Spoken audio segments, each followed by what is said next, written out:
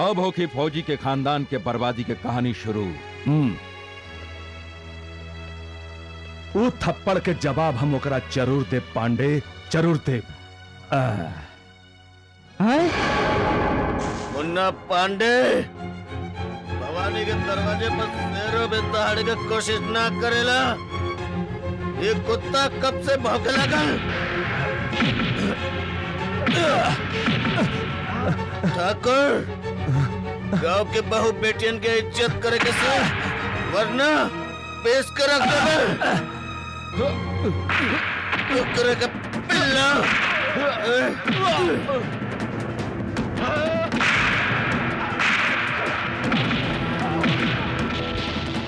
हम इनकरा मना कैले रही कि मधुमक्खी के छत्ता में हाथ मत डाला, मगर ये लोग हमारे को न सुन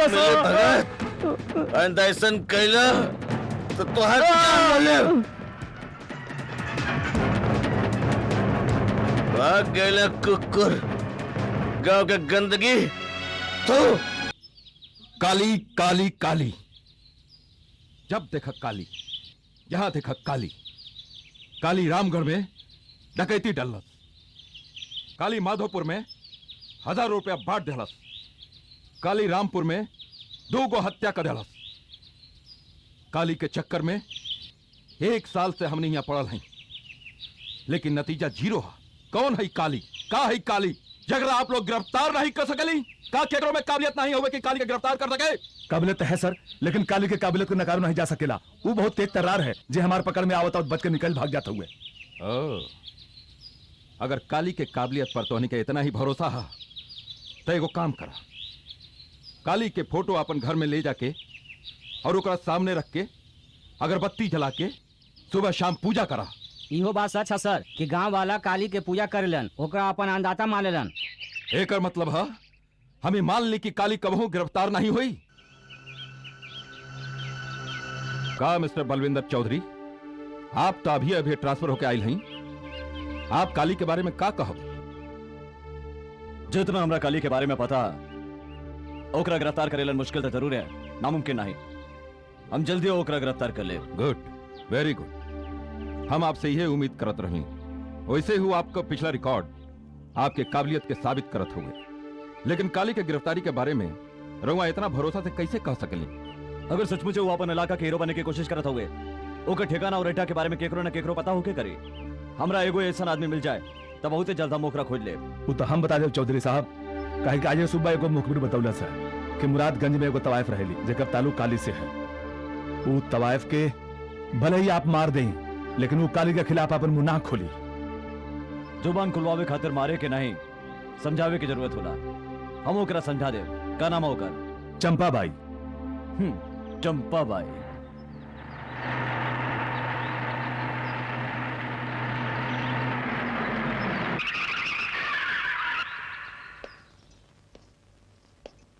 चंपा बाई। चंपा बाई हमनी है, कहीं रउआ के का खिदमत कर सकेली?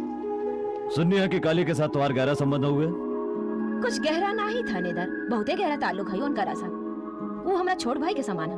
Very good. तो तुम्हारा यो खबर होगी कि ओकर ठिकाना और रेठा कहाँ हुए? ये हम ना जाने ली कि वो कहाँ रहलन। झूठ मत बोला काली के बहिन। सांच चुगलवाए हमरा अच्छा तरह आवेला। और यो सच है कि अगर हम जानत रहली तभियो नहीं बताती। देखो चंपा बाई, हम पुलिस ऑफिसर जरूर हैं, लेकिन मुजरिम और ओकर रिश्तेदार से सांच चुगलवावे खातिर कमीना और शैतान नहीं। हम जाने ले, अगर हम तोरा मारा पीटब पूछब तो तू कुछ नहीं बताइबो, लेकिन हम ऐसा कुछ नहीं करब। हम तोरा छोटा मोटा इल्जाम के खातिर कोनो जेल में डाल देब और वहां के कैदी भूखा भेड़िया की तरह तोहरा नोच नोच के खा डालियन, और मदद करे वाला क्यों नहीं होगी, खाली हंसे वाला होकियन। अबे कुछ कहेगा तोरा? काली भैया के हमरा पे बहुत एहसान हुए। हम उनका बारे में मतलब क्या बात करा? पीठुर के मंदिर में हर एक सोमवार गरीबन के दान करे जाएलन। काले सोमवार हुए।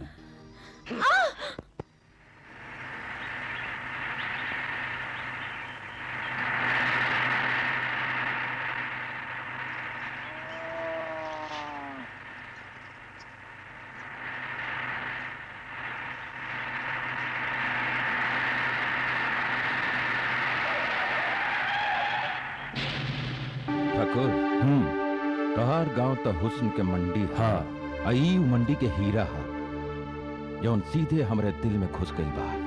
दारोगा ई मंडी के वो हीरा है जेकरा मारे के कोशिश करबा त बेमौत मारल जाइबा। हाँ अरे एकर मतलब ये है कि एकर भाई फौज में है। दुश्मन देश के 21 जवान के मारे पर वीर चक्र प्राप्त कैले है। ओ फौज में हो तो का भेल हमहू तो पुलिस में हई। उस साले के बहन के रखवारी करे का लाइसेंस रखेला। ए छोड़ी का है रे? लागत दरोगा के सामत आइल है। हम तो हर थाना के दरोगा ही। मुन्ना पांडे नाम है हमार।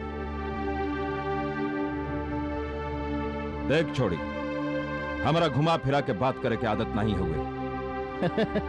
सीधा सा बात है कि हमार तोरा पर दिल ला गई तो अब तू इतनो भोला नहीं हुए कि हम तोरा के समझाई कि हमार दिल तोरा पे काहे आ गई हुए और हम तोरा से का चाहे। ठाकुर हाँ जे ये मांग रहे हाँ दे देना। दे दिए हाँ ले साले। रात के अम्मा से आंख में काजल जरूर लगा ली है काहे की अब तोहरा बतावे के आई हमार भाई। अब आ जा। ई थप्पड़ तू हमारा गाल पर नहीं बल्कि अपना खानदान के बर्बादी पे मरले हुए। ई थप्पड़ के तोरा ऐसन जवाब देव की तोहार खानदान जिंदगी के भीख मांगी और उनका मौत तो नसीब नहीं हुई। चलो पांडे।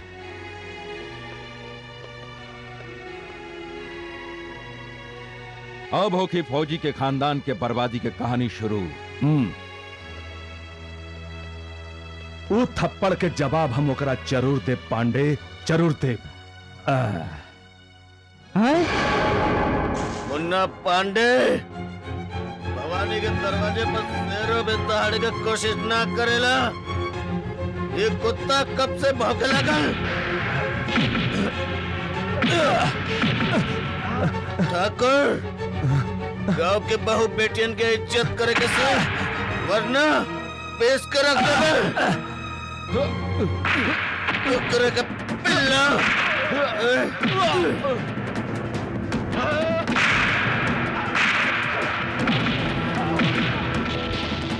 हम इनकरा मना कैले रही कि मधुमक्खी के छत्ता में हाथ मत डाला मगर ये लोग हमारे को न सुन ले। ऐसा कैला तो तोहर जान ले। भाग गए कुकुर गांव के गंदगी। तू कोनो पाप नहीं कैले है। तू तो हमरा खबर दे के अपन पापन के प्रायश्चित कैले हुए। फिर भी भैया तू मंदिर मत जाइया वरना तोहरा के पुलिस पकड़ के ले जाई। नहीं हमरा जाए के होगी। पता नहीं कितना जरूरतमंद लोग हमारा इंतजार कर रहे हुई हैं। कौन हाल में हो क्या वो लोग। हमरा जाए के होगी। हमरा जाए के होगी।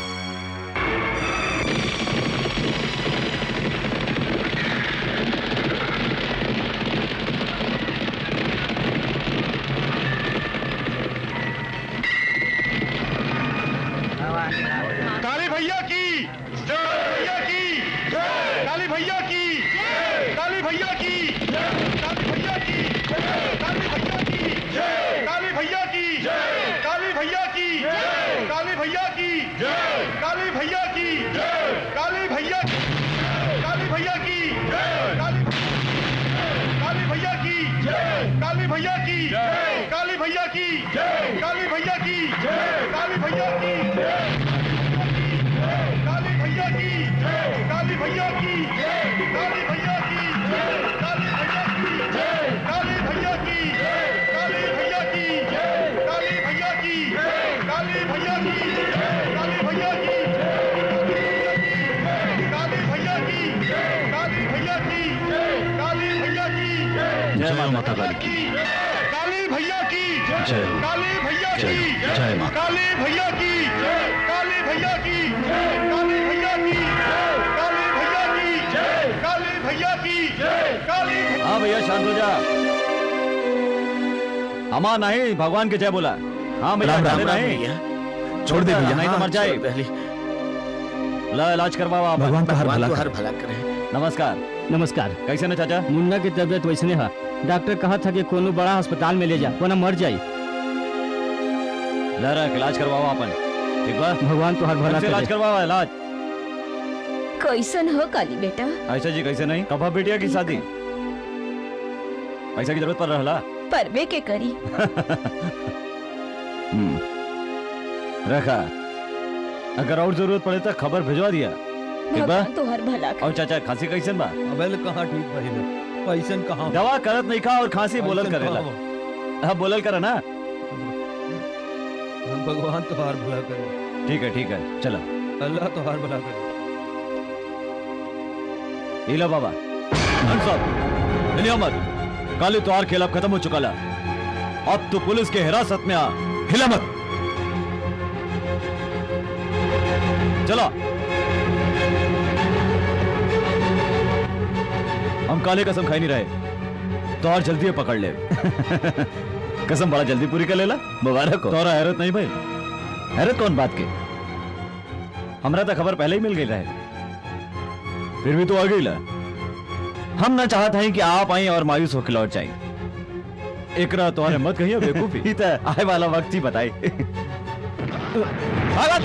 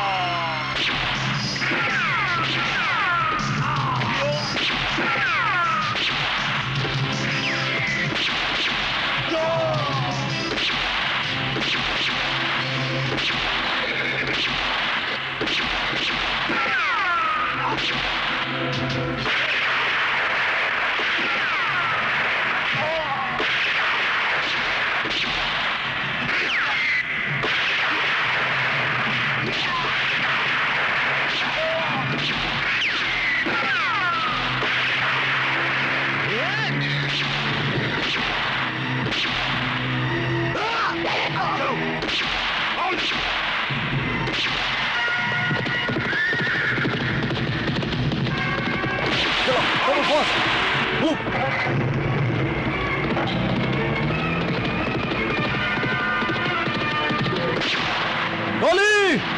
भाग सिकंदर! भाग सिकंदर! भाग के नहीं जा सिकंदर! भाग सिकंदर!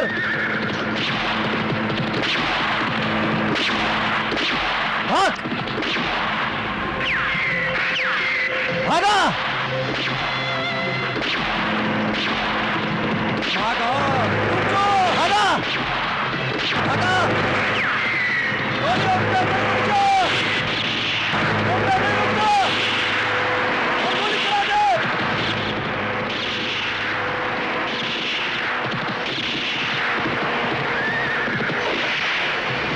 गोली!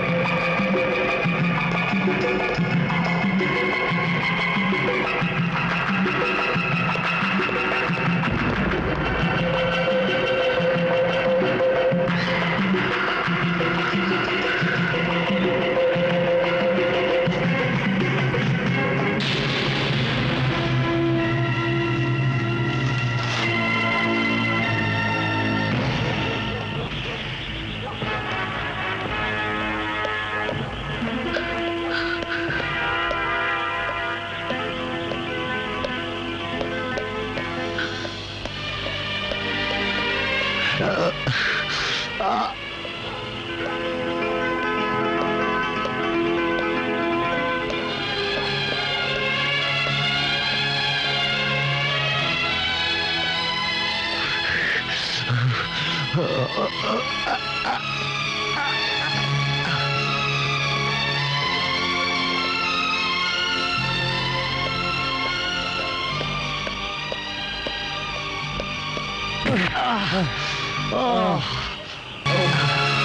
my. Oh my.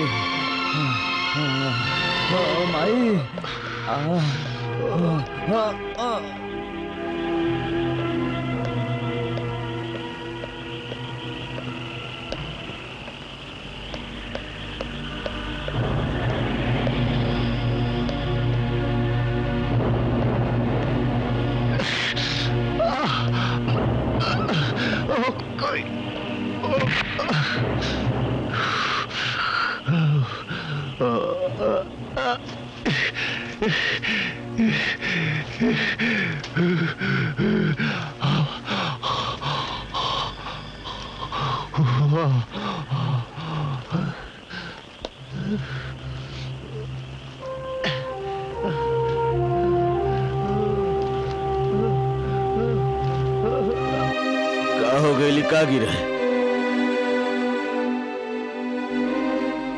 क्या है भाई ए क्या है वो तू आर तो हालत खराब है क्या है डाकू काली सिंह। डाकू काली सिंह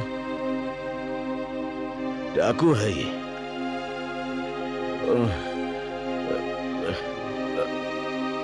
उठा उठा उठा ए भाई ये क्या है बेटा? अरे एक रात तेज बुखार है। बुखार है ना माँ एक तो गोलियों लागल है अगर ये गोली ना निकालल गई तो जहर सारा शरीर में फैल जाए। दुर्गा जी ते जो गर्म पानी लेके आ। जी अब बेला नहीं।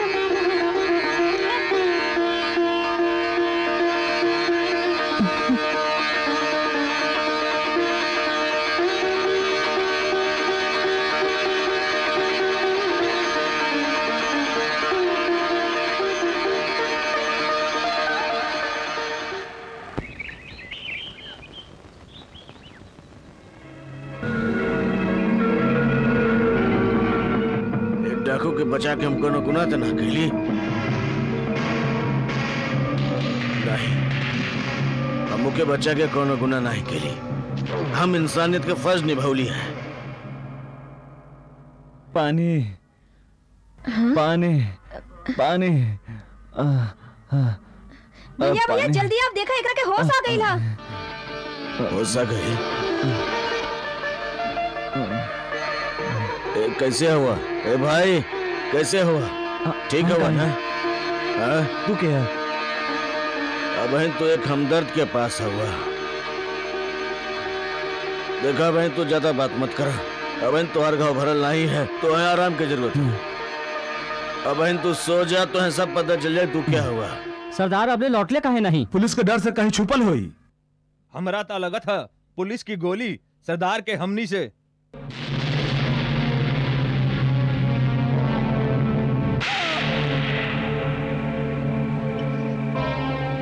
सरदार के बारे में बुरा बोलल तो दूर, सोच ले भी ना तो जबान खींच ले। काली काली गांव में पुलिस आई हुई हाँ, और घर घर के तलाशियों ले रहा।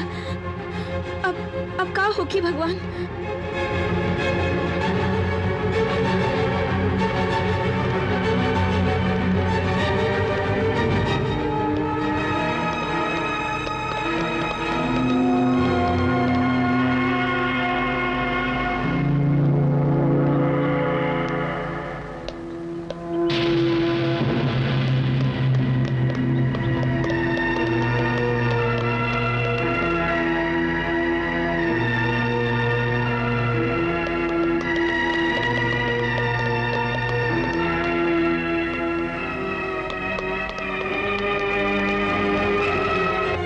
नमस्ते सर।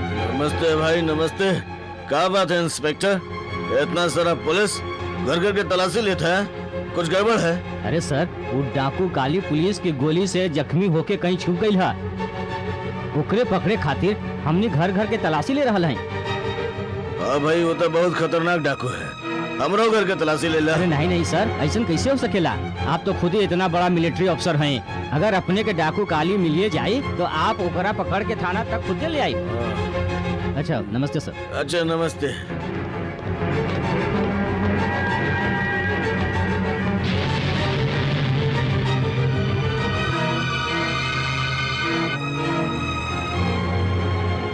अरे नहीं नहीं सर, ऐसा कैसे हो सकेला? आप तो खुद ही इतना बड़ा मिलिट्री अफसर हैं। अगर अपने के डाकू काली मिलिए जाए तो आप ओकरा पकड़ के थाना तक खुद ले आए।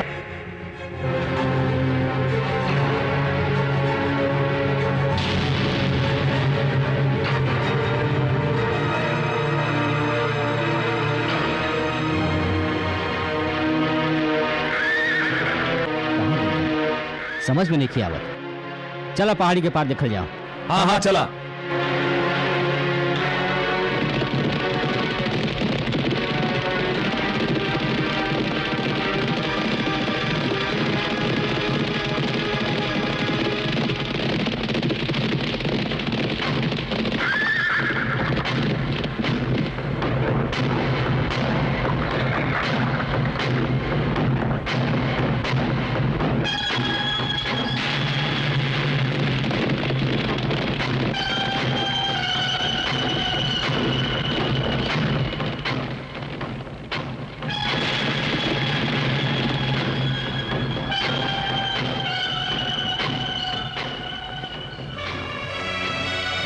हर तरफ के कोना कोना छान मार ली, लेकिन सरदार के कहीं पता नहीं चलल। उनका जमीन खा गई या आकाश निकल गई, समझ में ना आवेला। माँ जी, हम सोचा थे कि यहाँ से चल जाए। ऐसा का है बेटा? दरअसल आदमी उतना बोझ उठा सकेला जितना ओकर में ताकत हो, और हमरा में इतना ताकत नहीं है कि हम आप लोगन के उपकार के बोझ उठा सकी। कैसन उपकार काली? देखा, हम तो इंसानियत के नाते अपन फर्ज निभौलिए हैं, और तू हमने पर ही उपकार करा कि जबले तो ठीक ना हो जाएगा यहाँ से ना जाएगा।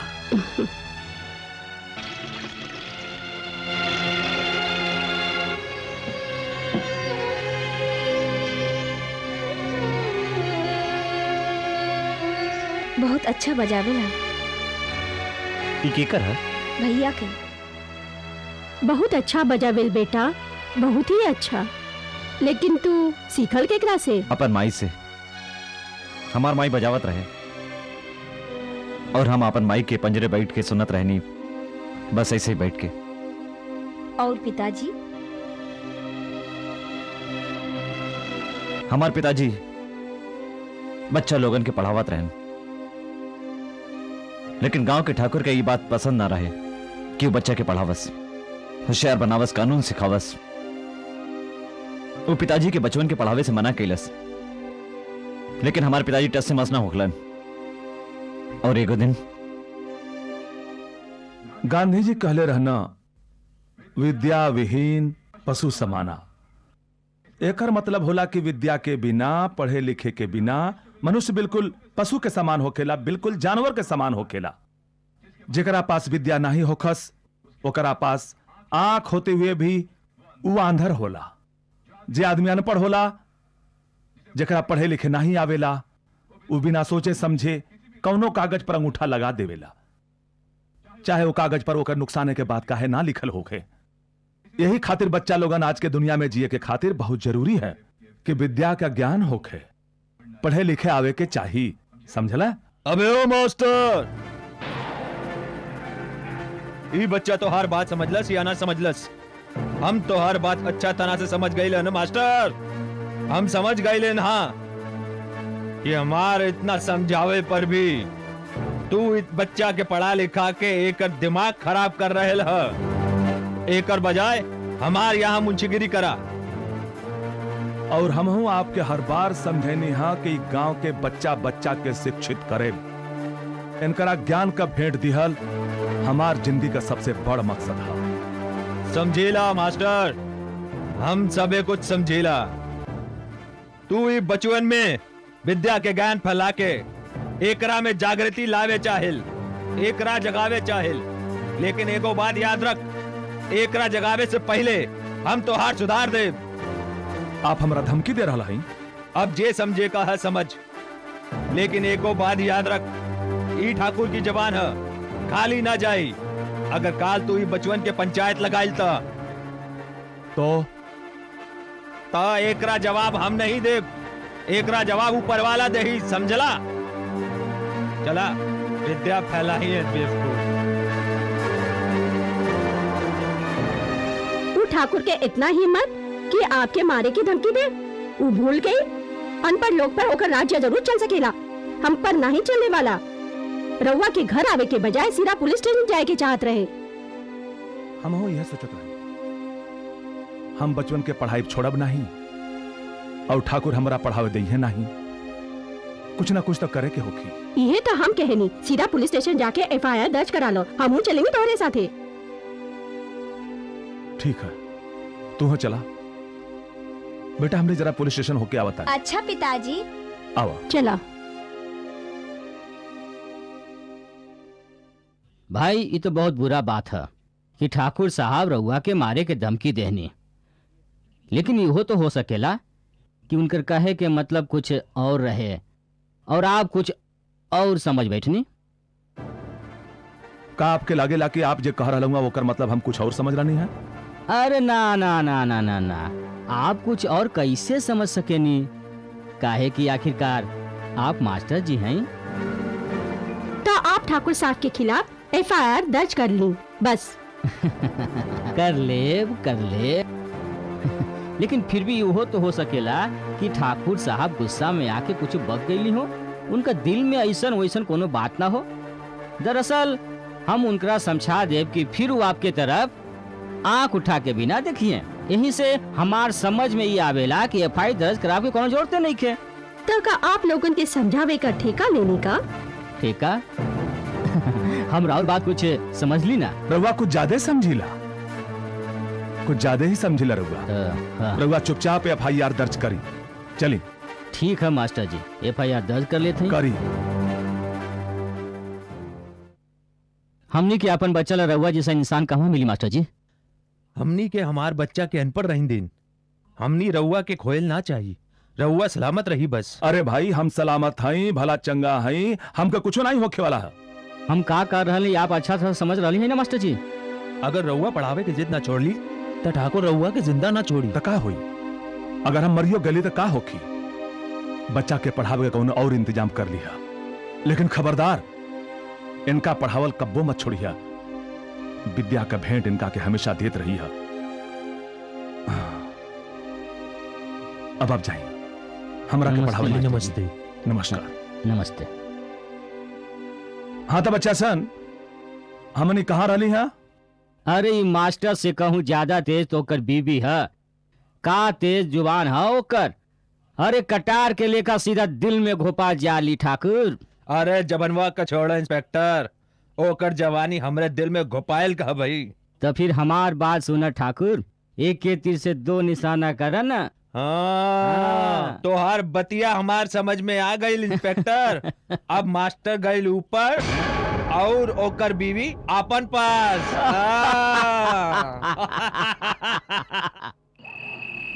काली बेटा, अब तक किताब रख दो, कब से पढ़त हुए?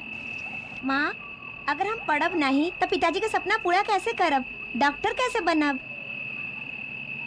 तू इतना शौक से पढ़त रहे तो डॉक्टर काहे ना बनब? तू डॉक्टर जरूरी बनब। चल, बहुत ही देर हो गई है, अब खाना खा लो, सुबह उठ के पढ़ियो। ना माई, हम खाना पिताजी के साथे खाइब। उनका का भरोसा, वो कब आई है? ला माई, पिताजी आ गईलन।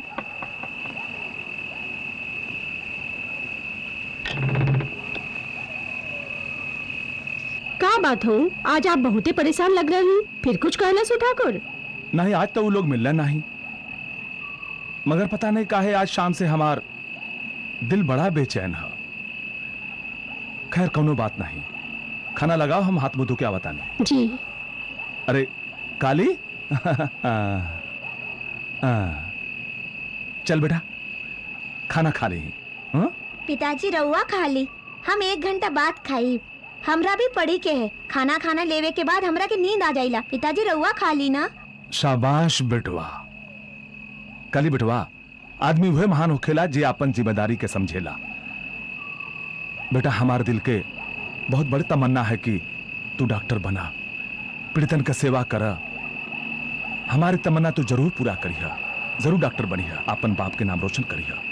जी चल कौनो बात हम हो साथ मिलके 1 घंटा बाद खाना खाई। ठीक है। ठीक बा।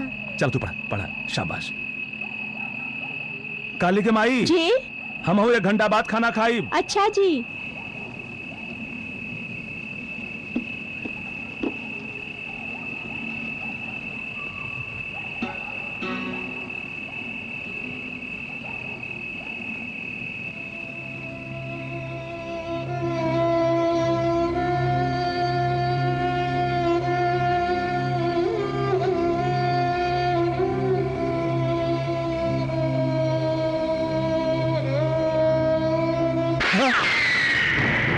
ई गोली तोहार सीना पे भी लग सकेल मास्टर, लेकिन तोहार हम आखिरी बार समझाए चाहत रहलू। हाँ मास्टर, पानी में रह के मगरमच्छ से बैर करल ठीक नहीं, समझला? तोहार जैसन कानून के दलाल कानून के कमीनन के तिजोरी में बंद करके रखले हुआ। हम कहले रही न ठाकुर, ये मूर्ति है जे टूट सकेला लेकिन बिक न सकेला। आज हम एकरा के तोड़ डालें। तोड़ डाल साले का, मार डाल साले का।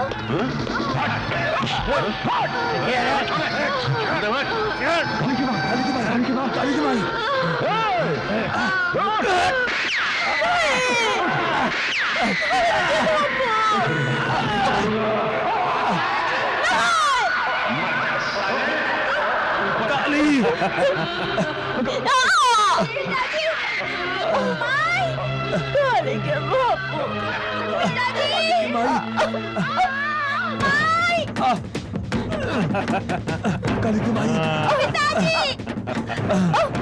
मर गई। काली की माई काली की माई चला यहाँ से डॉक्टर।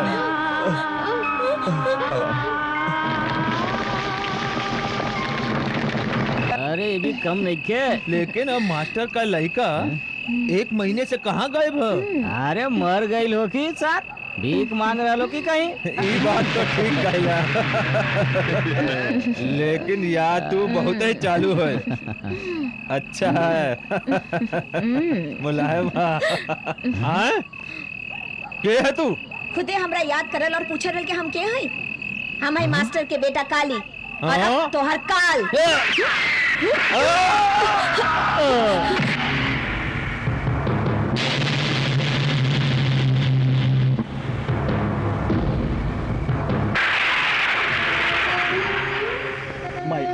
माई हमके डॉक्टर बनावे चाहे लो और हम डाकू बन गए ने। हमार तकदीर हमार चेहरा पर सफेद नकाब के बजाय काला नकाब चढ़ा देलस।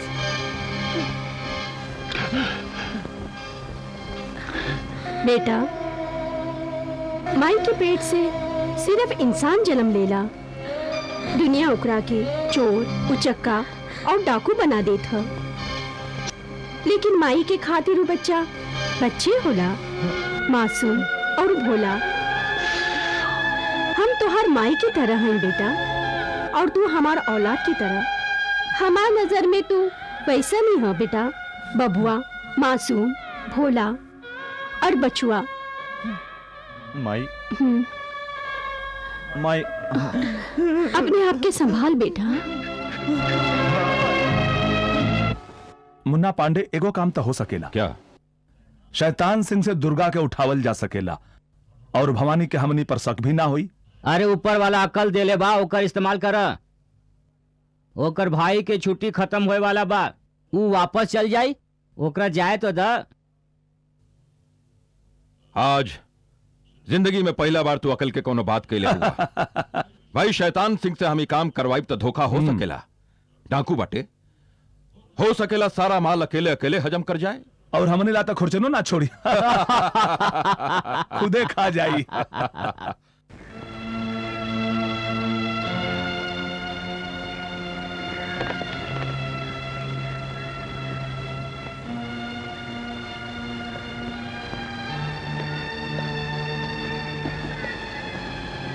माँ जी हम जा रहे हैं। हमार वजह से आपके जो तकलीफ भइल है ओकरा ला हमरा के माफ कर दे। रउआ कहियो रउआ के हमार जरूरत पड़ल तो आप हमार जगह कोनो वक्त आ सकेली। बिटवा, औलाद के सेवा में माई की तकलीफ नहीं होवेला, लेकिन जब बे आज तू जात बानी बहुत तकलीफ होत बानी। तका तू भैया से मिले भी नहीं चल जाए। अगर हम उनकरा से मिले खातिर रुकनी तो हमरा जाए ना दे। बिल्कुल ना जाए दे। ये पागल है। जखम अबले भरल नहीं अच्छी तरह हो तो जाए चाहत हुआ। 2-4 दिन रुक जा, जखम भर जाए तो चल जाइए। हमें कौन सा बैल जुतवाए बतों से।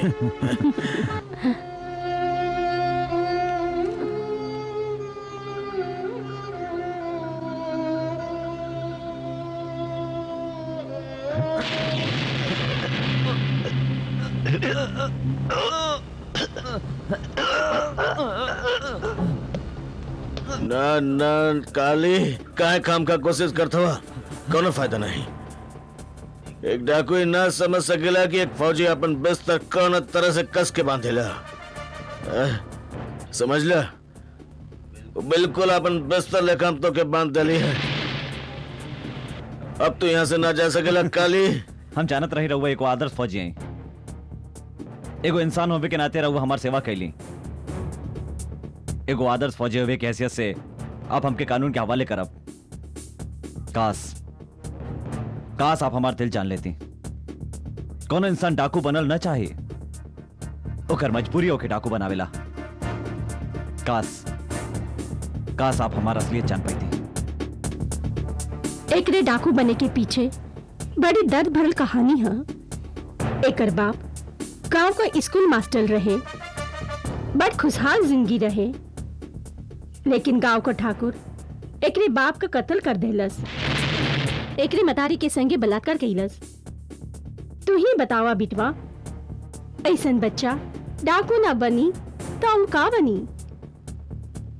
देखो माई, हमके काली के साथे हमदर्दी है। एक जगह क्यों हो तो यह करते, लेकिन एक फौजी हुए के नाते से हम एक कानून के हवाले कर दिए। अब कानून एक छोड़ दे या सजा दे।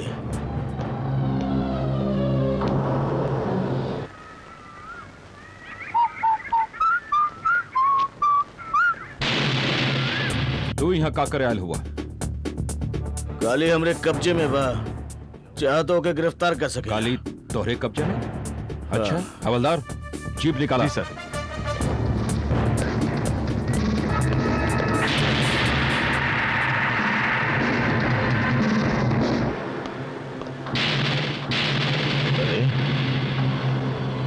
हाँ, माई, ये काली कहाँ गई?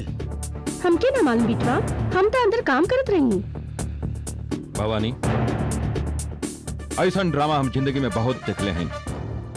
पहले तो तू डाकू के पनाह देला जे डकैती करके भागल रहे, ओकर लूट के माल अपने पास रख लेला और फिर बड़ा आराम से ओकरा यहाँ से जाए देला। का कहते हैं आप? ये हार के करा हैं? ये काली का होगी। हाँ, यह तो कहल चाहत हैं कि कानून के नजर में मुजरिम ऊ होखेला जकरे पास से चोरी के माल बरामद होखे, चाहे वो माल ऊ खरीदले होखे या ओकरे पास से निकलल होखे। यानी दूसर शब्दों में तू एक मुजरिम हुआ। हवलदार हथकड़ी। एक जरूरत नहीं है। एक फौजी कानून का इज्जत करे जाने ला। चलिए जहाँ चले गए। ये का कहा रहिला? हमार बिटवा बेकसूर है, ये कौनो काम गलत ना कइले है। हर मुजरिम के माँ यह कहली। ई दलील अदालत में दिया। ठीक है, चलिए।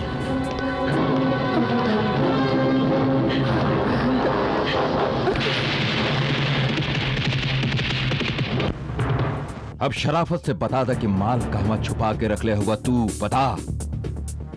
हमके नहीं मालूम माल वाल कहाँ बा। नहीं खे मालूम? हैं? बिल्कुल नहीं। अब्बे मालूम हो जाए। देख भवानी, अब वो वक्त था, तू हमारा साथ साथ बता। हम वादा करत हैं कि बात सिर्फ हमरे तोहरे दरमियान रही और ई मामला के हम यहीं दबा दे। बतावा।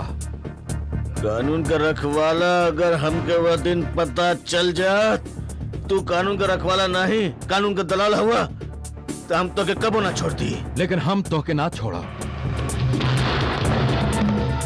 ना छोड़ा तो के इन्हें खत्म कर दे। जेल के सलाखन के पीछे ऐसा सड़ाइब की सारा जिंदगी तू बाहर निकले के सपनों ना देख पाइबा। शुक्रिया मुन्ना पांडे, शुक्रिया। बहुत नीमन खबर सुनैला तू। अब फौजी के जेल के सलाखन से बाहर निकले मत दिया। ठाकुर, अब फौजी के जिंदगी में काल कोठरी के अनहार के अलावा और कुछ ना होगी। एगो बात और, अगर ओकर खाल खींच के ओकर जूता बनवा के हम तोहरा के नाव पहनौली तो हमरो नाव मुन्ना पांडे नहीं। अरे साथियों, देखा काली सरदार आ गई। काली सरदार आ गई। सरदार की जय। काली सरदार की जय। सरदार की जय। सरदार की जय। सरदार की शांत हो जा, जय। शांत हो जा, शांत हो जा। आपके आयल मुबारक हो सरदार। हमने सब तरफ कोना कोना छान मार ली, जब रउआ कहीं नहीं मिलनी तो हम सभी परेशान हो गई नी। हम तो बच गए नहीं शेरा, लेकिन जे लोग के वजह से हमारा जान बचल, जे हमारा जान बचाउलस, का गुजर रहे लोग उन पर पता नहीं का गुजर रहे लोग की।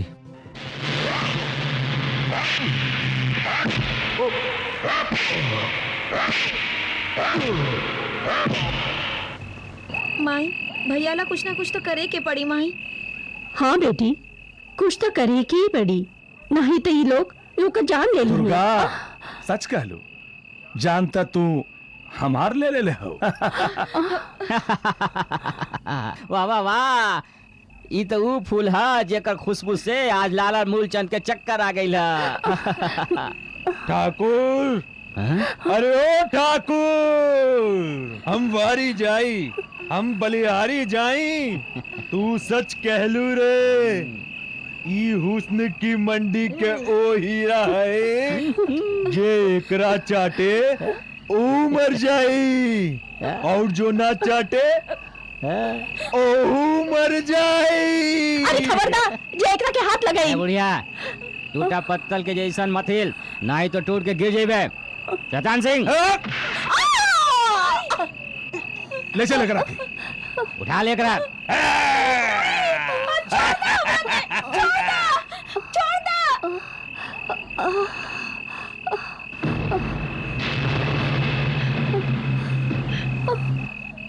हमारी बेटी काली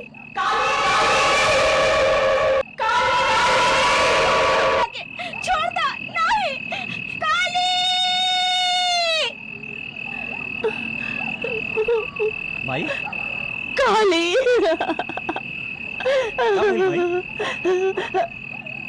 भवानी के पुलिस ले गई और दुर्गा के ठाकुर के आदमी उठा के ले गई। तू तब तक यहाँ रुकिया जब तक भवानी और दुर्गा के वापस नहीं ले आई। चला यहाँ से, चला। चला पुलिस स्टेशन के ईंट से ईंट बजा दे। चला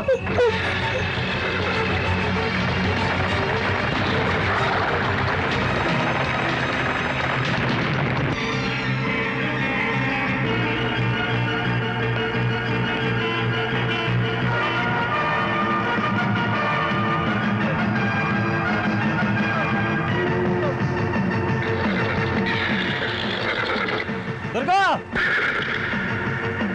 दुर्गा। बिल्कुल सही वक्त पर आइला हम मुन्ना हमेशा पांडे। सही वक्त पे आइला। इनकर बड़े भैया के त हड्डी नरम कर देली, अब इनकरो सेवा कर देत बानी। अरे मुन्ना पांडे तो के पता नहीं के रे, ई मछली जौन है बिल्कुल तड़पत रहिल है, बहती गंगा में हाथ धोहिल है। तो हम हाथ धो लेते हैं।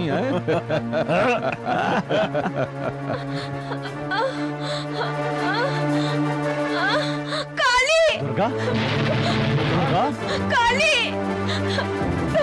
काली, दुर्गा, दुर्गा काबिल, दुर्गा काली, काली, काली, हम लौट गए नहीं, काबिल, हम दुर्गा। लौट गए नहीं। काली, काबिल। हमार भैया का बच्चा ला, हमार भैया का बच्चा ला। काली, शेरा, तू एक के लिए गड्ढे पे जा, जल्दी से डॉक्टर का इंतजाम करा, हम आवाज़ के लिए आते हैं। जल्दी जा।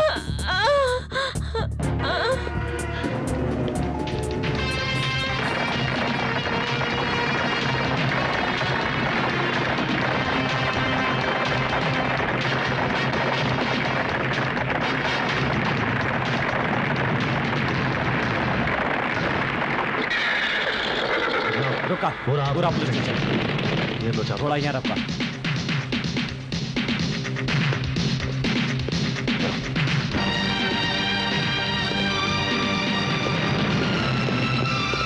आवा, आवा, घेला, घेला चारों तरफ से पुलिस स्टेशन के, घेला।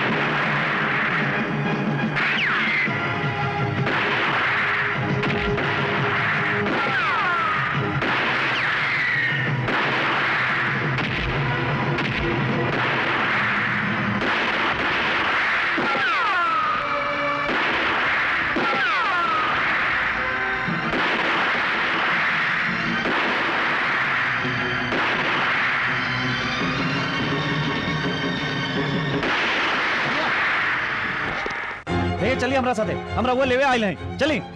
हमरे घर से भागकर तो हमरे साथ विश्वासघात के लिए कर लिए, अब यहाँ से भगा के हमके मुजरिम बनाओ चाहत हुआ। जे कानून के रउआ बात करत हैं, ओकर रखवाला रउआ के बैंक के इज्जत के तार तार कर दली। क्या कहा था तू? काली, हम इस दुनिया के आग लगा दे, केहू कभी ना छोड़ा।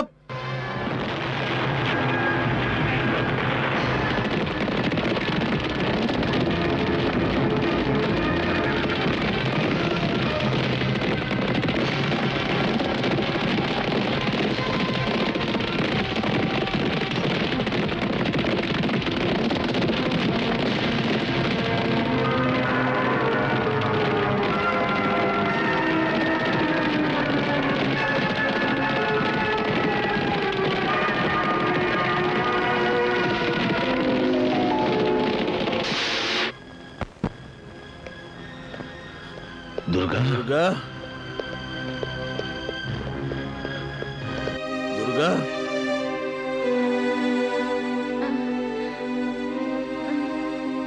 दुर्गा, हमार बहन भैया, दुर्गा, भैया, भैया भैया दुर्गा, हमार बहन ये नहीं, भैया तू फिक्र मत कर। हम उन बहसी दरिंदन के ऐसा मौत मरबे कि फिर केहू बहू बेटी की इज्जत की तरफ नजर उठा कर ना देखिए। तू फिक्र मत कर, हम उन लोगन को ना छोड़ा दुर्गा, ना छोड़ा। ठाकुर साहब हम सोच रहल हैं कि हम यहाँ से वापस चल जाएं। अच्छा सुन लो ठाकुर, हमनी एकरो ऊतिया कहिला, लेकिन इस सबसे बड़ा सयाना निकलल।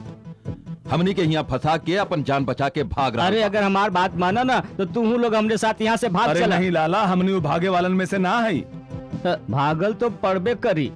जख्मी शेर बहुत खतरनाक होला और काली के साथे साथे फौजियों डाकू बन चुकल है। अबे ऊतिये उल्लू के पट्टे,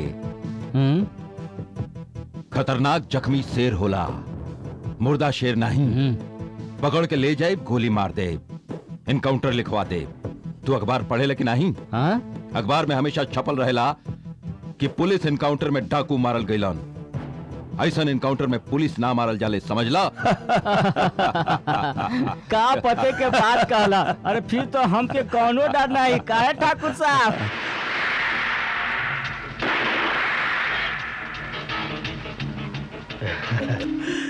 रवा एक कहले नहले पे दहला, कान सांसा करे लगा। तू काहे बंदूक उठा लो?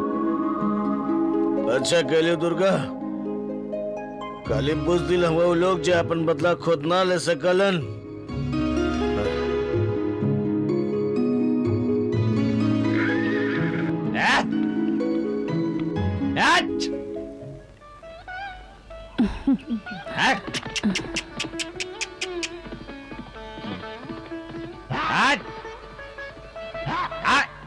क्या बात है माई?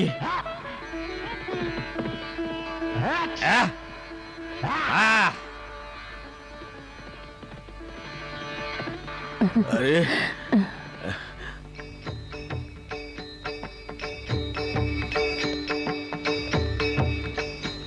माई, दुर्गा के आशीर्वाद दे कि दुश्मन का मुकाबला कर सके।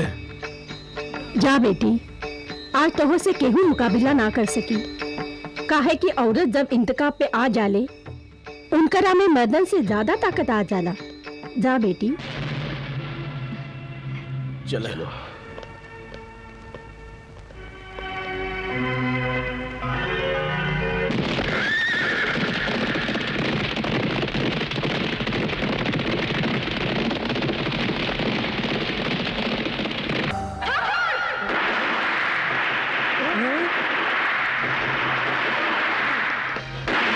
छोड़वा नहीं करेंगे तो यही जा जावा।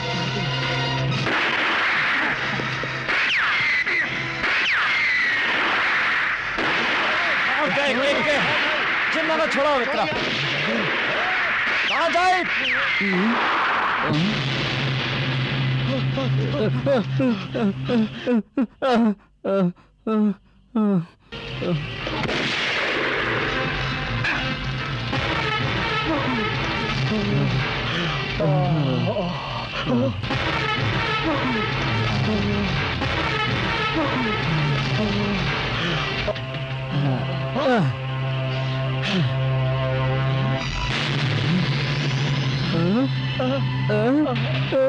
अरे बाप रे!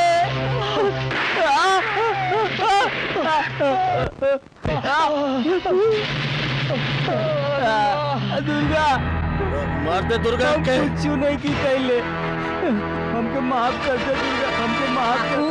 घबरा जी, मैं तोके इतना आसान मौत नहीं दे।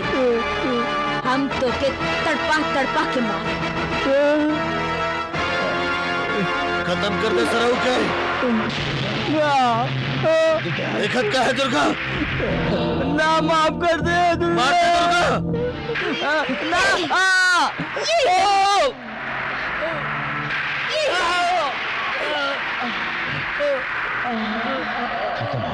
चला दुर्गा, खत्म हो गए कुकुर। चला।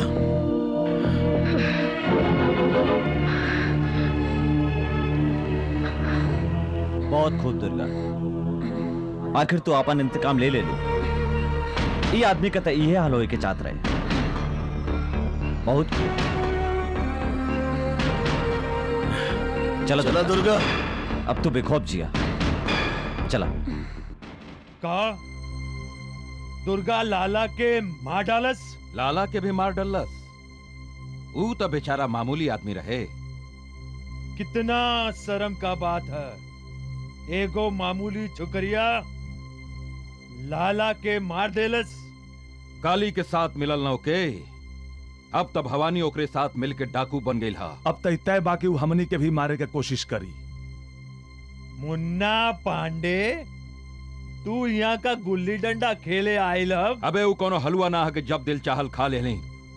अगर तू इतने बहादुर होता ना तो डरा के यहाँ ठाकुर के पास ना आईता, समझ ला। ठीक है मुन्ना पांडे, एक तरफ से तू अपन पूरा फोर्स लेके ऊपर हमला करा और दूसरा तरफ से शैतान सिंह आई।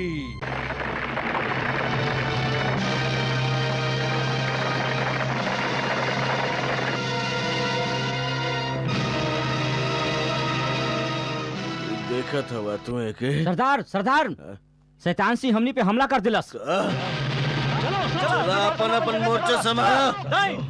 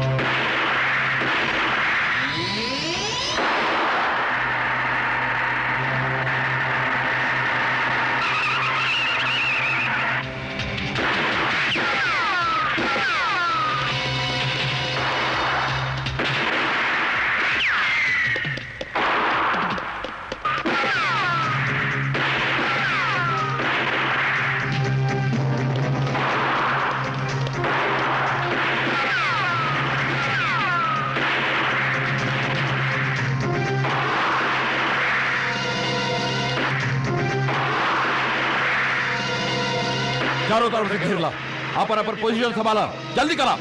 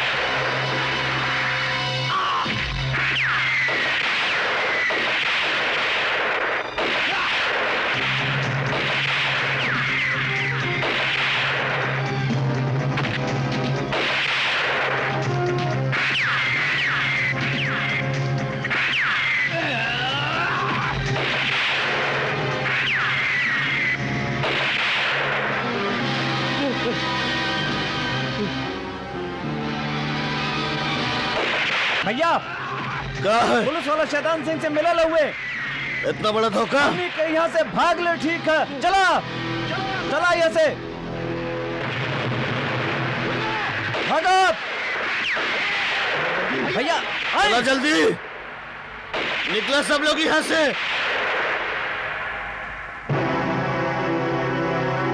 भागा, जल्दी भागा, जल्दी करा काली। अरे ई काली और भवानी कहाँ से भाग गईलान? अरे ये शैतान सिंह का भेजा है और शैतान सिंह का भेजा कहता है कि वो लोग भाग गए। वो यह कहीं हुई है, उनका पीछा करा, जल्दी करा। तो फिर चला।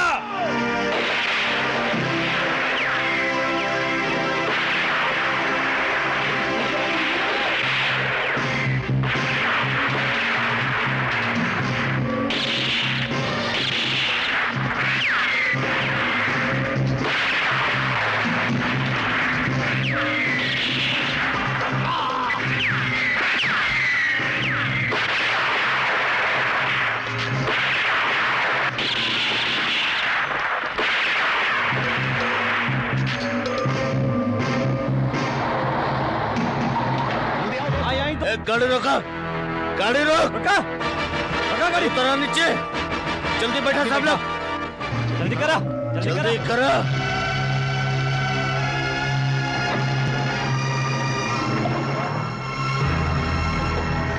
गोली वाला, तू कोई डाकू के देखेगा यहाँ से जाता बोला? नहीं साहब, ना ही देखे।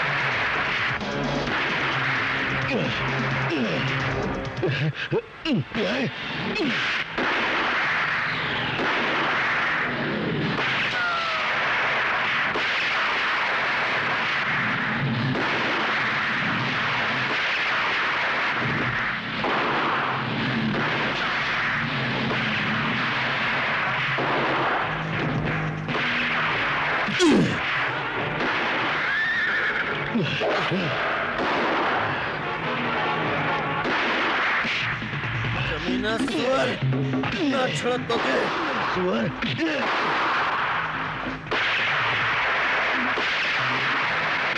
माई तोर कसम, एक ना छोड़ब।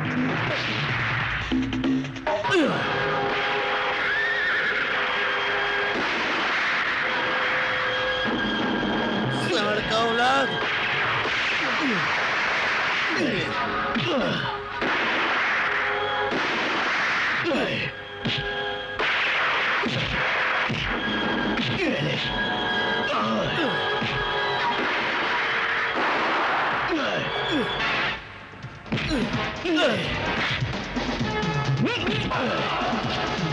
हमें माफ कर दो, हमको जाए दो, हमको माफ कर दो, हमको जाए दो। के माफ कर दे, शैतान सिंह को माफी दे दो, माफी। शैतान सिंह को माफी दे दो, शैतान सिंह को माफी दे।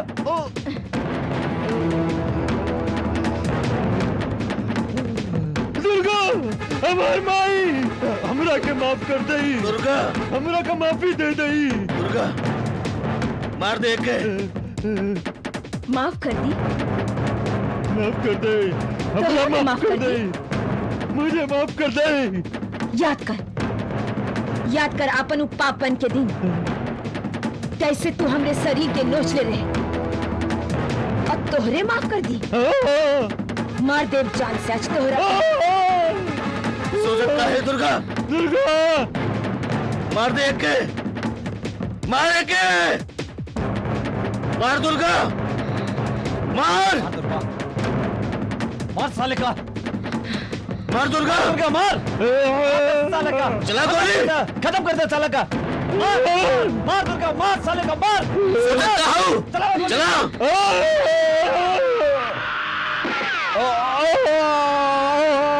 खत्म हो गई सरल कुकुर। हे भगवान, तो शैतानी सिंह के मार डालस। हाँ ठाकुर, वो कमीने बड़ी खतरनाक साबित हुईलन। एकर मतलब है कि हमनी के कुछ और सोचे के सोचे पड़ी। के बखत ना हुआ मुन्ना पांडे, कुछ करे के पड़ी, कुछ करे के पड़ी। हाँ ठाकुर, अब तो हमनी के कुछ कर ही के पड़ी।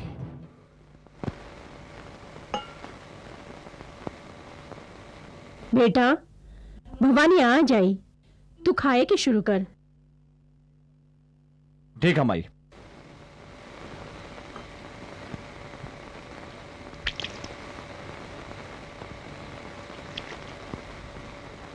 दुर्गा बेटी, तू काहे ना खात हुए खाना? खाना खा। खा लो माई बेटी। हमरा के भूख नहीं खे। माई का भाई लेकर दुर्गा।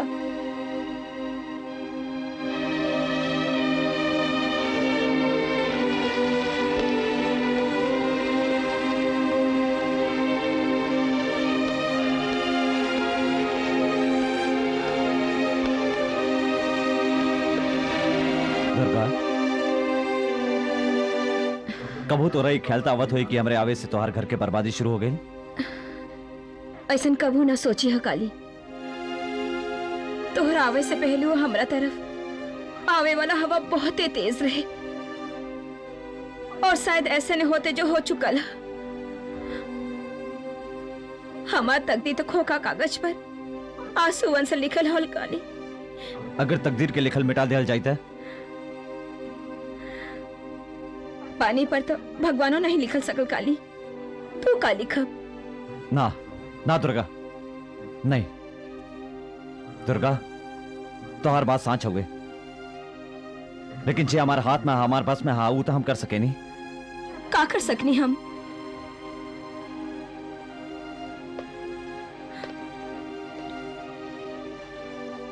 हमने शादी तो कर सकी ना। काली हमदर्दी ओकरा से कई जाला जे जिंदा होके,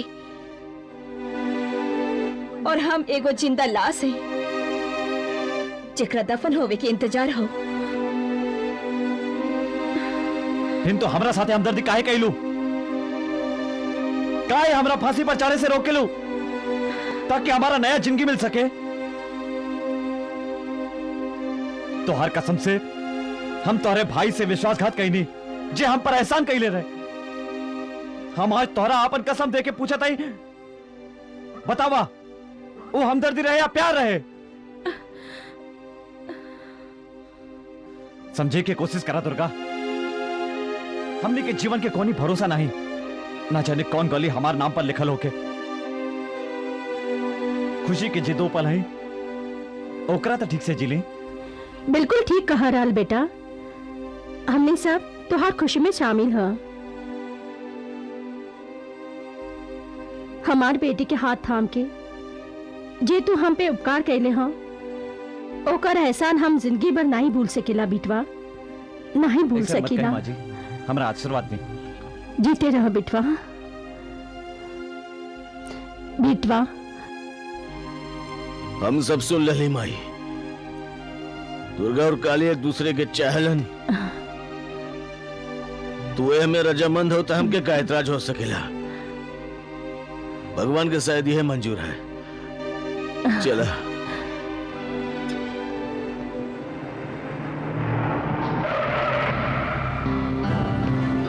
ठाकुर साहब एगो बहुत बड़ खुशखबरी लेके आयल हई। ई है हमार तरक्की के अपॉइंटमेंट लेटर, और बहुत जल्दी यहाँ से हमारा ट्रांसफर होके वाला हुए। का? ओ का बात है ठाकुर साहब? ये अच्छा खबर सुन के रहूंगा खुश ना भइली? मुन्ना पांडे, हम तोहरा के तुझसे ज्यादा जानीला। अरे अपन जान बचाव के कोनो रास्ता ना मिला तो ट्रांसफर के रास्ता ढूंढ लेला। बुज़दिल कहीं का यार? ठाकुर आज तू कुछ ज्यादा ऊंचा सुर में बात करत होगा। अगर हम बुज़दिल और कायर रहती तो काली और भवानी के हमला के बाद तो हर साथ छोड़ के यहाँ से अपन तबादला करवा लेती। हमरा समझावे की कोशिश मत करा मुन्ना पांडे। तरक्की और ट्रांसफर तब पैसों खिलौले से हो जाला। तू जब ले यह वर्दी पहनले हुआ, आज ले तू ऐसा कौन काम अच्छा कैले हुआ जिससे कि तुहार डिपार्टमेंट तरक्की का सोच लेलस? ठाकुर, बड़ा अफसोस के बात है कि एगो दोस्त के तरक्की पर तू खुश होके के बजाय तू इस तरह नाराज हो रहा हुआ। तू मत भूला मुन्ना पांडे कि तू एगो पुलिस वाला हुआ, और पुलिस वाला के बारे में राय आम हुआ कि पुलिस वाला केहू का दोस्त नहीं होला। पुलिस वाला के बारे में तो एक और कहावत मशहूर हुए कि ना तो उनकर दोस्ती अच्छा और ना ही दुश्मनी। सच बात मुंह से निकलिए गई ना। अब हमारो बात सुना, हम ठाकुर हैं और ठाकुर पीठ दिखा के नहीं भागला। हम अकेला मुकाबला करब, तू जा सकेला। ठीक हुए ठाकुर, बहुत बहुत शुक्रिया।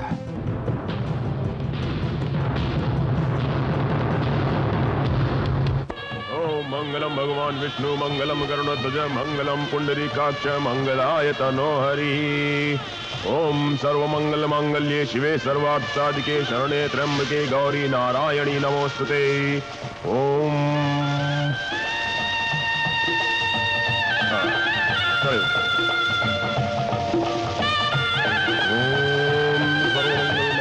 शिवे सर्वार्थ साधिके शरणे त्र्यंबके गौरी नारायणी नमोस्तुते।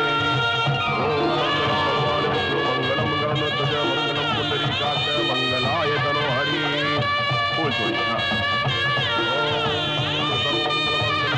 सर्वार्थ साधिके शरणे त्र्यंबके गौरी नारायणी नमोस्तुते। सुखी रहो।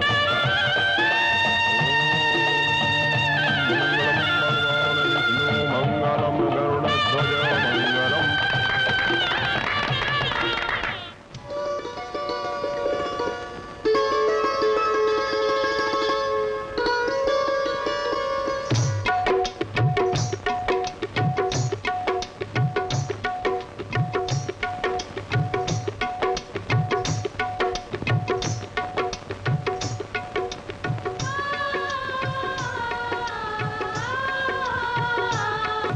मधुर मिलन में खूबसूरत रात के खूबसूरत तोहफा कबूल करी।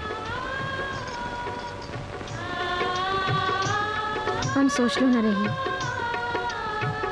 कि हमारी काली रात में एगो सवेरा भी होखी तो ठीक है कहले रह।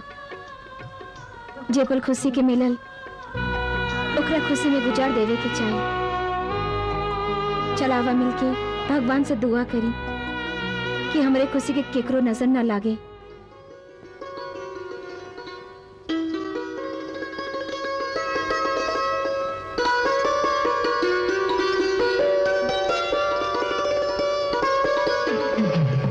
सरदार, इंस्पेक्टर मुन्ना पांडे के तरक्की के साथ साथ ट्रांसफर हो गई है और वो यहाँ से जाइयो चुकल है।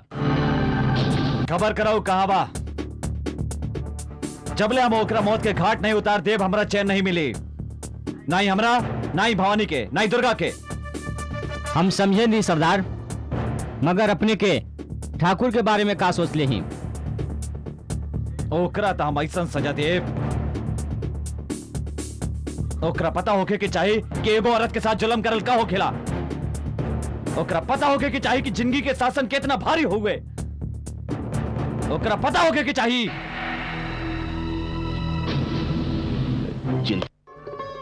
चिंता मत कर। अरे मुबारक हो बेटा, मुबारक हो, बेटा हुआ है। अरे माई क्या बात है। अब तुम मामा बन गए। मामा मामा का है डबल जरा देख ले। आजा हमरे यार। काली भवानी के जय, काली भवानी के जय, काली भवानी के जय, काली भवानी के जय, काली भवानी के जय, काली भवानी के जय, काली भवानी के जय, काली भवानी के जय, काली भवानी के जय।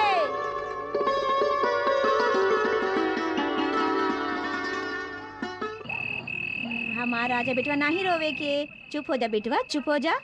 सो जा बेटवा, सो जा। हाँ माई, ये बच्चा इतना क्यों रो रहा है? पता नहीं माई। तबीयत तो ठीक है ना इसकी? सर आप जरा रउआ देखी ना। चौधरी, ये रहल तो ट्रांसफर लेटर।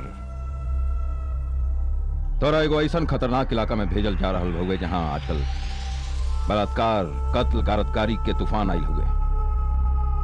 और तोरे भेजे के वजह ये हुए कि तूफान से सिर्फ एगो ऑफिसर टकरा सकेला, जेकर नाम हुए Balwinder Chaudhary. Thank you sir. I try my best, हम पूरा कोशिश करो। यू बागियन के तस्वीर हुए जिनका तो के गिरफ्तार करके हुए जिंदा या मुर्दा। ये तो मिलिट्री ऑफिसर भवानी प्रताप सिंह की तस्वीर है। इनका तो परमवीर चक्र मिल चुका है। अखबार में इनका तस्वीर छपेला। हाँ, अखबार में तो आजो इनका तस्वीर छपेला, लेकिन एगो बहादुर फौजी के हैसियत से नहीं बल्कि एगो खूंखार डाकू के हैसियत से। का ऐसा ना हो सकेला सर, हम एकरा जाने लिए हमार दोस्त हुई। ये मत भूलो चौधरी कि तू वहां अपन ड्यूटी निभावे जाता हुआ, दोस्ती नहीं। और वहां जाके तोहरा अपन जज्बात से नहीं बल्कि अकल से काम लेवे के हा। यस सर। केकरा चिट्ठी है बिटिवा? भाई अपन बलविंदर का चिट्ठी है। बलविंदर? हाँ, वो बलविंदर चौधरी। अच्छा अच्छा, वो तो हाँ जिगरी दोस्त। हाँ माँ, वो है। अच्छा, वो दरोगा बन के शहर में आए। वाला होने का? हाँ, पुलिस वाला है और हमारा बहुत अच्छा दोस्त है। लिख ले कि वो हमसे मिलल चाहता है। ये पुलिस वालों के कोनो भरोसा नहीं, इनका चाल हो सकेला। पगला, वो हमार जिगरी दोस्त है, हमके ऊपर पूरा भरोसा है। वो हमें कबो धोखा ना दे सकेला।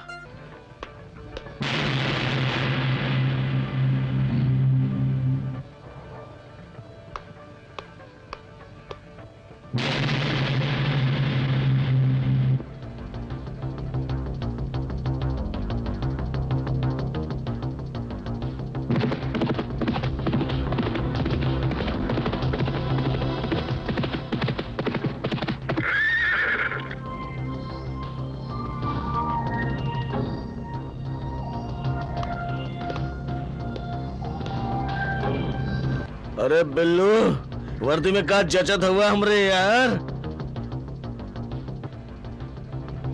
आजा, गला से लग जा। आजा आजा आजा हमरे यार। बिल्लू, क्या बात है बिल्लू, क्या बात है? क्या लगत हवा तू? पुलिस की वर्दी में खूब जचत हवा तू। भवानी तोहरा सपने रहे ना हमका ई वर्दी में देखे के। अच्छा तनी ये बतावा, माई कैसे नहीं, दुर्गा कैसे ना, सब लोग ठीक तो हुए?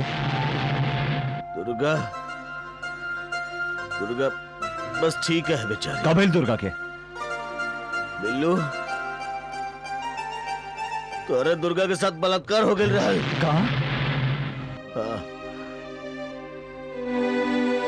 वो तो जिंदगी के ऐसे मोड़ पर खड़ा हो गया रहा कि ओकरे आके न जिंदगी दिखाई देता रहा, न मौत। लेकिन एक इंसान हमने के जिंदगी में भगवान बन के आ गए। वो दुर्गा के हाथ थाम लेस। वो लोग के रहे जे दुर्गा के साथ ही सब कैलस? वो लोग जे भी रहले बिल्लू, अब उनके छोड़ब नहीं। जब ले उनका चीथड़ा कह के चील को उनके ना डाल दे, हम चैन से सांस ना ले। जुर्म के जवाब जुर्म से दियल गलत है भवानी। भवानी, तोहार जैसन जिम्मेदार आर्मी ऑफिसर कानून के अपन हाथ में लेके बहुत बड़ा गलती कैले है। कानून? अरे तू कौन कानून की बात करता हुआ काली? तू नहीं जानत हुआ जे लोग हमारे दुर्गा के साथ एक गंदा हरकत कैले हैं, वो लोगन में खुद एक कानून का रखवाला रहल, एक पुलिस इंस्पेक्टर रहल। वो जे भी रहस उनकरा सजा कानून दी, तू नहीं। कानून कानून कानून कहाँ गए तुम्हारा कानून जब हमने बहन के साथ ये सब होत रहल? काश कानून से ज्यादा एक भाई के दर्द समझ सकता तू। बिल्लू, अब तब आराम से सो, तब जब वो लोगन के खत्म कर दे। नहीं भवानी, अब हम तोहरा कानून हाथ में लेवे ना दे। के रोके हमके? हमरा गलत मत समझिए भवानी, ये हमार वादा हुए। बहुत जल्दी तू लोगन के सलाखन के पीछे देखब।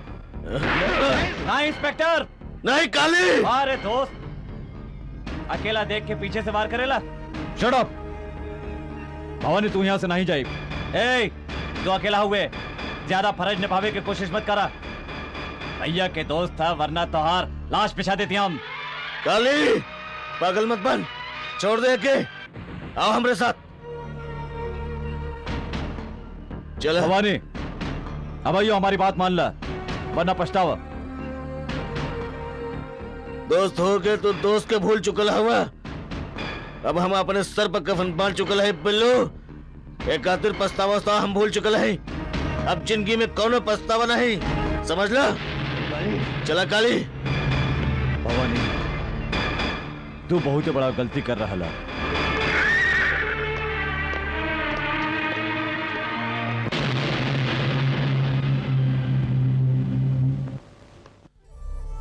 Very good, very good. Kali और भवानी सरेंडर करे से इनकार कर देहलन और आप उनका बड़ा आराम से जाय देनी। आपने तो ये साबित कर देने की दोस्ती फर्ज से बहुत बड़ चीज होला। आप हमका गलत समझ रहे सर। हम उनकरा गिरफ्तार करे के चाहत रही, बाकी छिपल काली पुलिस के रिवॉल्वर उड़ा दिलस। समझ में ना आवत बाकी हम आपके बहादुरी पर शक करी या दोस्ती पर। ये रउआ से बहुत बड़ा गलती हो गई हुए, लेकिन हम रउआ के एक और मौका देवे के चाहब। हमरा के कौनो हालत में काली और भवानी चाहिए, जिंदा या मुर्दा। A for Apple, B for boy, C for cat, D for D for mushroom. ई के सिखोलस तो के? मामा रउआ से एगो बात पूछी, हमरा के बंदूक चलावे काहे नहीं सिखावल? पढ़ लिख के हम का करब? डाकू का बेटा ही डाकू है बनब। इस सब बात तो के सिखोलस? हम नहीं, वो तो भैरव चाचा कहत रहन। का कहत रहन? हर डाकू के फांसी लागेला और फांसी के बाद गर्दन लंबा हो जाला। का हमरो गर्दन लंबा हो जाई? बेटा ऐसा बात नहीं करे के, ऐसा बात कब मत करे। अच्छा तू बैठा माओ थे। क्या रे का कले रहे बच्चा से कि डाकू के फांसी लगेले तो गर्दन लंबे हो जाली? हम बताई बच्चन से कैसे बात कल जाला? डाकू के बेटा है, डाकू ही बनब। हर डाकू के फांसी लगेला, फांसी के बाद गर्दन लंबा हो जाला। का हमरो गर्दन लंबा हो जाई? नहीं ना मुन्ना। दुर्गा कबल मुन्ना के नहीं कबल नहीं नहीं नहीं नहीं कबल नहीं, हमारे मुन्ना के फांसी नहीं का भाई? का भइल बेटा? इतना जोर से काहे चिल्ला? माई हमारे मुन्ना के फांसी नहीं लगी। ना बेटा ना। का भाई मुन्ना के?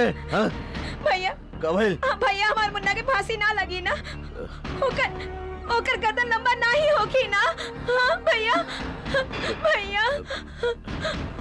तब तो सुन ले दुर्गा। जब से हम सुन ले हमार रातन का नींद उड़ गई बा। बदला कर भावना में भी हो भूल गई कि वो बच्चा का भविष्य का होगी। जे रास्ता पर हम चल दले हैं, हम यो भूल गई कि हम ओकरे पीछे का छोड़ के जाए। नफरत, गाली, बुराई। अपन जान हथेली पर रख के हम चल तो पड़ ली, लेकिन ये ना सोच ले कि उन नन्ही जान का होखी, ओकर हिफाजत के करी। अब यो वक्त हुए बेटा, सोच लो। अबले कुछ नहीं बिगड़ल अबे हो। कुछ बिगड़ चुका हुए, अब कुछ नहीं हो सकेला। कमान से निकलल तीर और मुंह से निकलल बात कभी वापस ना आवेला। हम अपन बच्चा के गुनहगार रही, हम अपन बच्चा के गुनहगार रही। गाली गाली हमारे बच्चे मत रो। गाली माई पर भरोसा रख, सब ठीक हो जाए। और देख हम बलवंत चौधरी के सामने हाथ जोड़ के कहा कि हम आत्मसमर्पण करे के तैयार हैं। वो हमके जरूर माफ कर दे। सब ठीक हो जाए, सब ठीक हो जाए हमारा बच्चा, सब ठीक हो जाए माई। हम जाते हैं।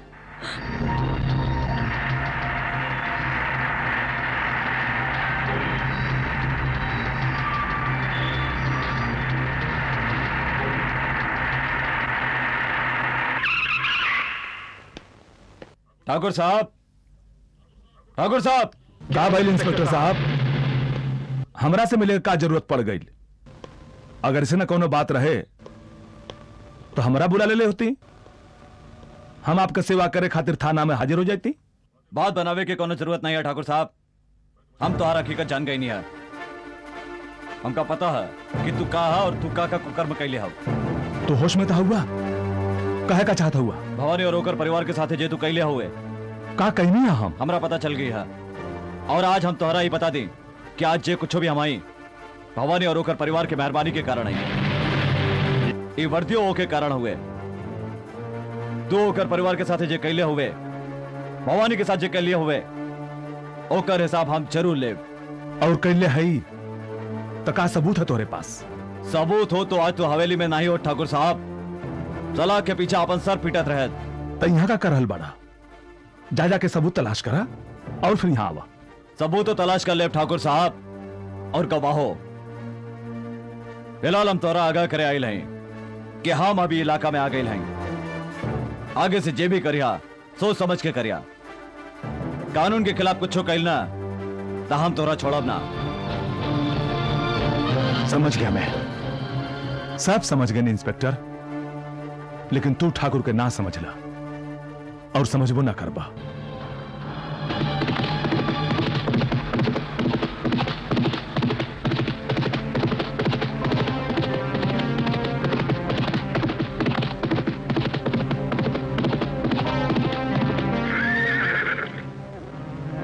बिल्लू हमारे यार ल फिर से हम आ गए तोरे पास।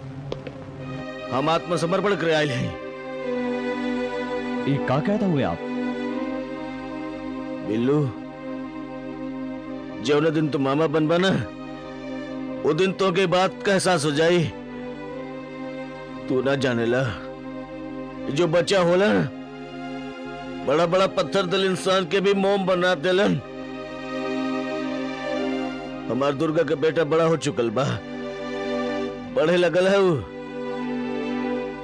ओके देखली तो इस सोच के दिल दहल जाला कि हम तो अपन जान हथेली पर रख के भटकता है। कोनो दिन उन नन्ही से जान के कुछ हो जाए तो हम तो जितना जी मर जाए रे। हम आत्मसमर्पण करे आए हैं। भवानी हम वादा करत हैं तोहरे साथ इंसाफ कही जाए। चला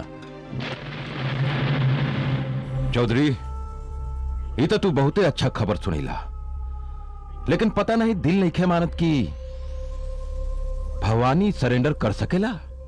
सिर्फ भवानी नहीं काली और ओकर साथियों सरेंडर करिए। एकरा मतलब तू अपन मकसद में कामयाब हो गईला।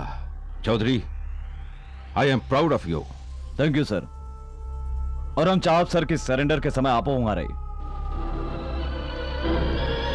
जरूर रहब। ऐसन मुबारक मौका पर हम ना रहब ता और के रही। तू बहुत गलत काम कर रहा हुआ मुन्ना पांडे। उनका समर्पण करे से रोके के होखी। अगर वो लोग समर्पण कर दिलस तो समझ ला कि हमार काला करतूत के सब लोगन के सामने सफेद कर दिलस। हमने बच्चे के कोनो रास्ता ना बची। ऊ जिंदा बचिहन तब ना। अच्छा एकर मतलब तू पहले से कोनो उपाय सोच रखले हुआ? हाँ ठाकुर, हम आत्मसमर्पण के रास्ता पर बम बिछा करके रख ले हैं। जेकर रिमोट कंट्रोल तोहरे हाथ में होगी। माने कि उनका जिंदगी और मौत तोहरा अंगूठा के नीचे दबी होगी। समझ गई जी, समझ गई नहीं मुन्ना पांडे। जल्दी तरक्की करवा।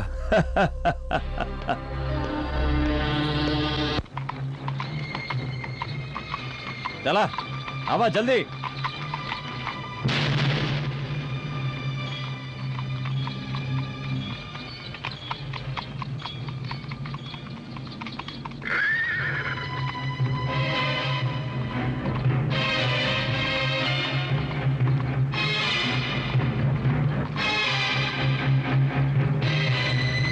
रुका।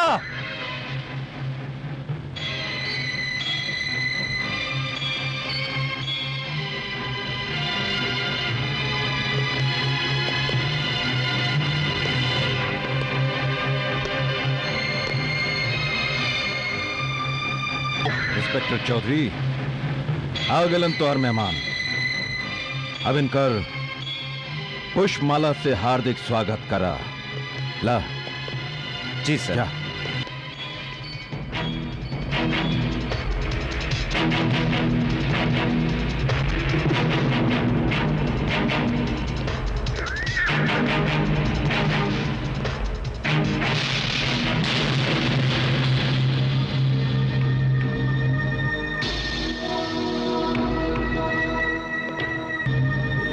दोस्त ले हम आगे ली। अरे का भवानी हमरा दोस्त लग जा गले। ठाकुर बिल्लू युवा कमी ना है जे अपन दुर्गा के अपन साथी के साथ मिलके इज्जत लुटे रहल। युवा मुन्ना पांडे है, यहो वो लोगन में शामिल रहल। आज ही लोगन का ना छोड़ो। बहादुर रिमोट। बिल्लू पुलिस वाला हमने के साथ धोखा कैला सर। पुलिस हमने के साथ धोखा कैला। बख्शिया मत सारन के। मारो भैया भैया।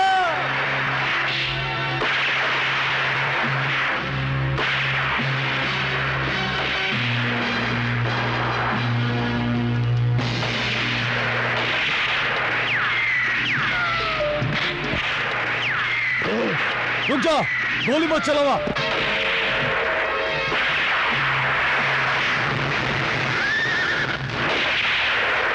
रुक जा भवानी।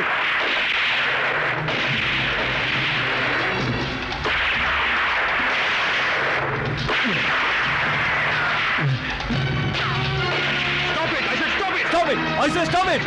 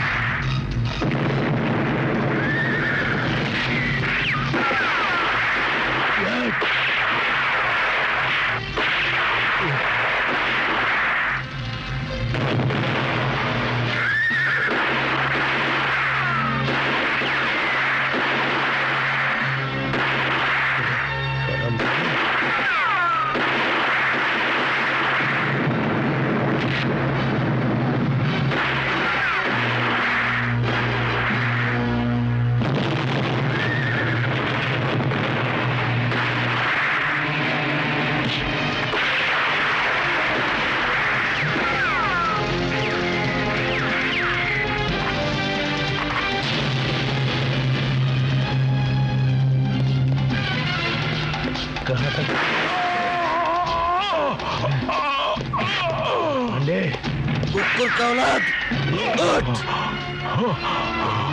माई कसम आज हम तो के ना छोड़ो। भवानी गोली मत चलाओ। भवानी कानून के अपन हाथ में मत ला। बिल्लू ये के हम ना छोड़ब। हम अपने माई के कसम खैले हैं।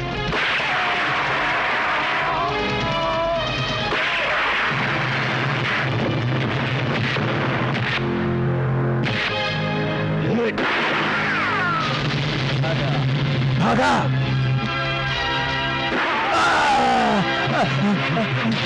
काली हमरा के मत मारा।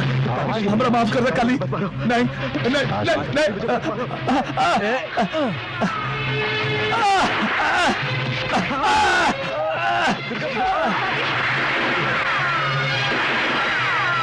माफ कर दे काली। हमरा माफ कर दे काली। हमरा माफ कर दे काली। दुर्गा दुर्गा हमरा के माफ कर दे। हमरा के माफ कर दे दुर्गा। दुर्गा हमरा के माफ कर दे। हमरा के माफ कर दे दुर्गा। हमरा के माफ कर दे काली। हमरा के माफ कर दे। हमरा के माफ कर। नहीं नहीं काली नहीं नहीं नहीं। नहीं दुर्गा नहीं नहीं काली नहीं काली नहीं नहीं नहीं नहीं नहीं काली नहीं मरना नहीं चाहता काली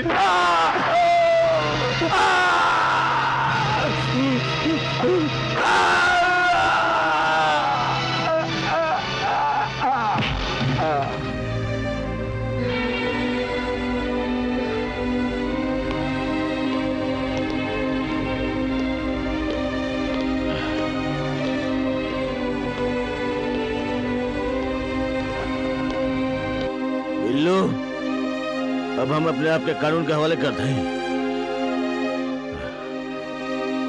भवानी, हम तोहरा कानून से इंसाफ दिलावे की पूरा कोशिश करब।